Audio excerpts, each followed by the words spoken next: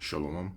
All praises to Yahweh, Bahashem Yahushai, Bahashem Kodesh. Double honors unto the apostles and elders of GMS, or the true leaders of Israel today, and salutations to all of the Akim who do this work in truth and sincerity, who are risking their lives and their freedoms to do so, as well as the scattered Israelites who come looking at the heathen but are not, by way of their forefathers' seeds who are Israelite men.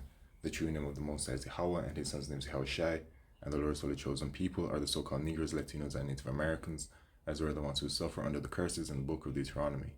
My name is Yakali and I'm from the GMS Maker Kingston camp, and this video is an update regarding the Mark of the Beast prophecy, right? Because what we're seeing right now is the development heading towards this system being implemented on a mass scale, and the wicked elite of Esau Edom are making their moves. Okay, they really are, and you won't be able to really see it unless you do research on it, because they're moving stealthily but also in your face, you know. Because I went to Routers earlier and I saw something regarding this G20 summit, and they didn't mention anything that I'm about to read in this article, but this website Biometric Update is updating on some very pertinent information that was spoken about, right?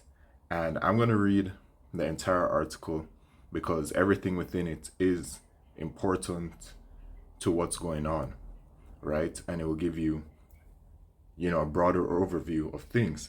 Now, Esau's G20 summit happens yearly, right? 2021, it happened in Rome.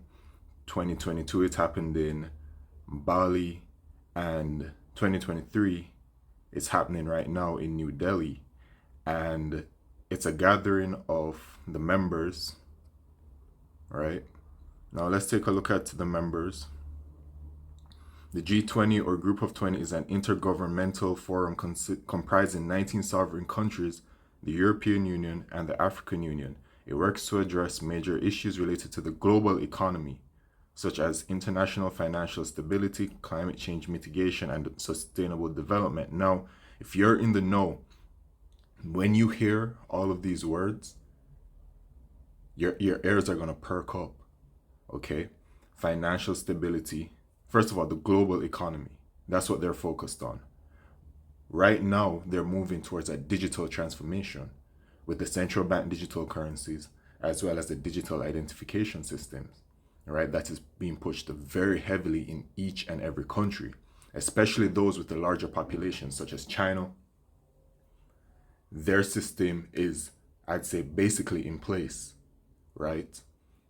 Now they're working very heavily with India. Well, not now, but they've been working very heavily on India. And India, the last time I checked, actually now has the world's largest population. They're also working very heavily on these African nations, which overall, the continent of Africa, when you look at the population of that, they're very high up there as well, okay?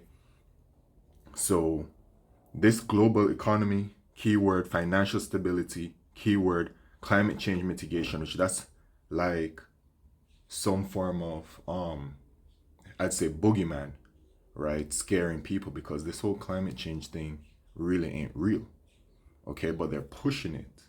Right, we're going to see over time exactly what the reason is for them pushing it, but they have an agenda behind it, right? And sustainable development, and the sustainable development has been going into their sustainable development goals in regards to they've changed their name so many times, right? It was like something 2020, then it was like something 2022. Now it's whatever 2030, right? And the sustainable development goals, man, are nothing but, it's like Esau Edom's ideology, but really what these sustainable development goals show, what it really is Esau Edom's new world order and the plans that he has for it.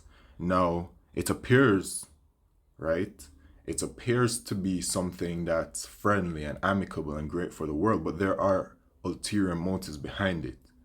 and that's not no kind of conspiracy or nothing like that, because we're dealing with the wicked, right? We're dealing with the Edomites, Esau, Edom, so-called white man, all right, the rulers of this wicked kingdom, all right, they are the wicked, as it says in Malachi chapter 1. And behind every single thing that they're doing, their ultimate purpose behind doing everything is to microchip the entire world, which is that mark of the beast. Okay, so here we have it from this article. Let's just dive straight into it. G20 recommends digital public infrastructure policy to drive financial inclusion. The group of the 19 most advanced economies in the world, the European Union, and most recently the African Union, the G20 has published a policy guide on how development and deployment of digital public infrastructure (DPI) can advance financial inclusion and productivity gains in the global south. The 78-page document produced by the World Bank and the G20 Global Partnership for Financial Inclusion examines DPIs and their role in the financial sector. It examines how they can be an effective driver of financial inclusion and productivity, the potential areas for further exploration, as well as some case studies and use cases involving countries in Africa, Asia, Europe, and Latin America. With an interoperable and open system, DPIs can foster inclusive economies and enable vulnerable groups to have access to critical services easily and securely through expedient payment platforms. The document notes, adding that such infrastructure also have the potential to lead nations towards meeting the United Nations Sustainable Development Goals, which is another word for Esau Edom's New World Order. Okay? India recently signed an agreement with the UNDP to promote DPIs as a way of meeting the SDG, the Sustainable Development Goals. Now, see how it mentions expedient payment platforms. And every time they bring up expedient payment platforms, it's all about a digital transformation, a digital economy, a digital way to pay, okay, making it more seamless, all right?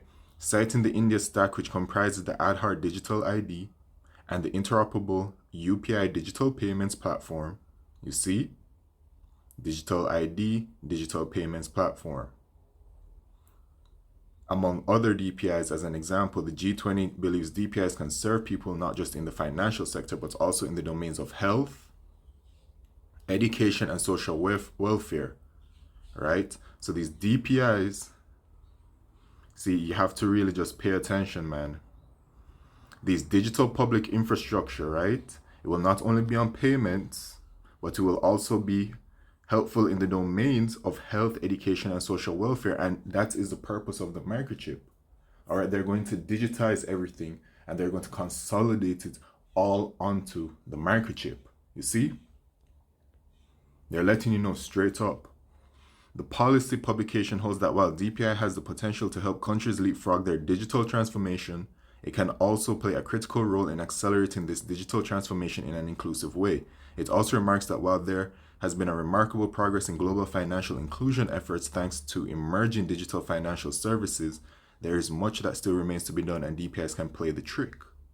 DPIs, if well managed, can lower transaction costs, catalyze innovation, foster competitiveness and interoperability, enhance individual user experiences and choice, and though their design provide new avenues to address many of the risks inherent to DFS. For the private sector, DPIs can create opportunity for innovations, higher efficiency, and enable access to new markets and credits if the enabling institutional and market conditions exist, it notes.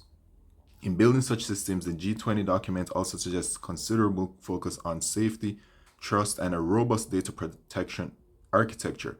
This is partly because DPIs have the potential to create new risks or render existing ones worse. The reports say these risks include operational, legal, and regulatory insolvency, exclusion, and financial consumer protection problems.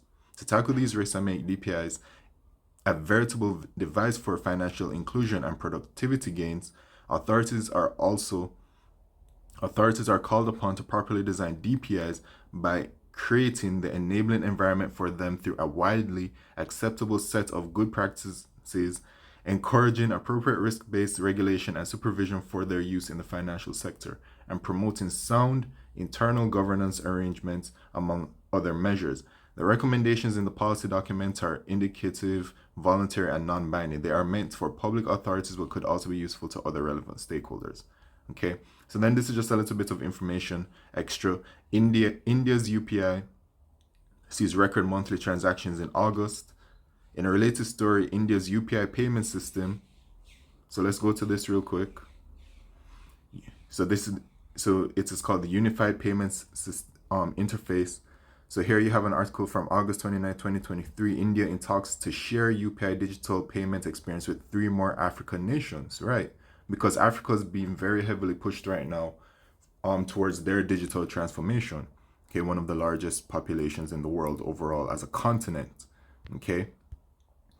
So back to this, which has become a critical pillar of the India stack, reached a milestone per the National Payments Corporation of India. And down at the bottom, India's UPI has been attracting attention from many countries, with 3 African countries said to be in talks with India at the moment for partnerships aimed at enabling them to tap the UPI pool of experience. So overall, you can see what's going on, right? The world is transforming towards these digital public infrastructures, and that's the purpose of this. All right, I'm sure there are more sinister things as well that are going on with this G20 summit, because it is ultimately Esau's, right? Like the wicked elite specifically, because you may look at the world and you can see that there are certain tensions going around the world, right? But the wicked elite of Esau Edom is at the top of this. And every single country is working for them. Everyone, including Jamaica. Okay? Because I'm out here in Jamaica, is working under them. Right? So when it is that you see certain tensions going on between these countries, Russia, Iran, America, etc., etc., etc., yeah, it's going on, but guess what? Who's doing that? The wicked elite of Esau Edom. And it is Yahweh Shemishai ultimately that is really controlling Esau Edom, but they're at the apex, they're at the top, right? Because what is it that their NWO is? A new world order, a one world government, a one world currency, a one world everything. And all of these countries need to be aligned with it, and they are. Okay? You have to keep your eyes wide open, man. You really do. Okay? And here it will show you the countries that are working together from Argentina, Australia, Brazil, Canada, China, France, Germany, India, Indonesia, Italy, Japan, Mexico, South Korea, Russia, Saudi Arabia, South Africa, Turkey, United Kingdom, United States, African Union, and the European Union. So the European Union, in Revelation chapter 17, those are the 10 horns. America is Mr. Babylon the Great as well. All right, the whore that rideth the beast, which is the beast is the NATO. Okay, so this is just what's going on, man. But you know what? This is just a little heads up, or just a little update rather, of what's going on with this situation. And I'm gonna bring out the scripture because Esau thinks that his he's such a proud creature. Yeah, said it like that. That they really believe that their new world order is going to come to pass and they're going to be good. But guess what? Yahweh Shemishai has a different plan for them. And it says in Job chapter 20 and verse 22, in the fullness of his sufficiency, he shall be in straits. So when it is that he believes that everything is all good and he really got to do what he did because he put some of the prophets to death, because we're coming into the time of Jacob's trouble, he's going to mass implement his microchip, which is going to be a mass implantation. Is that a word? Mass implanting of the entire world. And he's going to murder a lot of people and cause all of this chaos and do all of these things.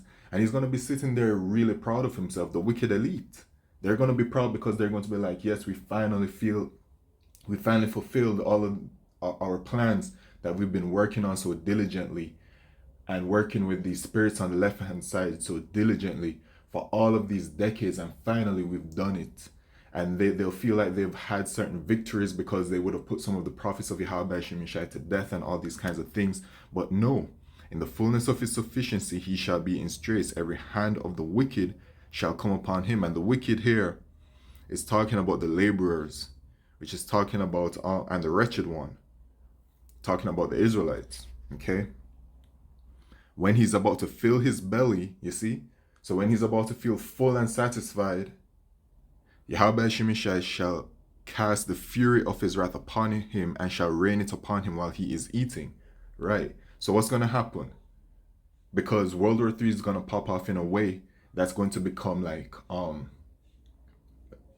however it's going to happen, right? And then America is going to be destroyed by that result. And Yahushua is going to return to deliver the elect of the nation of Israel. Okay? I have another one. It says in Job chapter 5 and verse 12, he disappointed the devices of the crafty. Who's the crafty here talking about? Esau, Edom, so that their hands cannot perform their enterprise, right? So it's only going to get to a certain point, but it's not going to hit 100%. They probably could even hit like 90%, 95%, or even 99% of their goal, but they're not going to accomplish it 100%. Yahweh Shemishai is going to tear down their kingdom and is going to take them out to rulership. But they are going to be doing a lot of damage, man.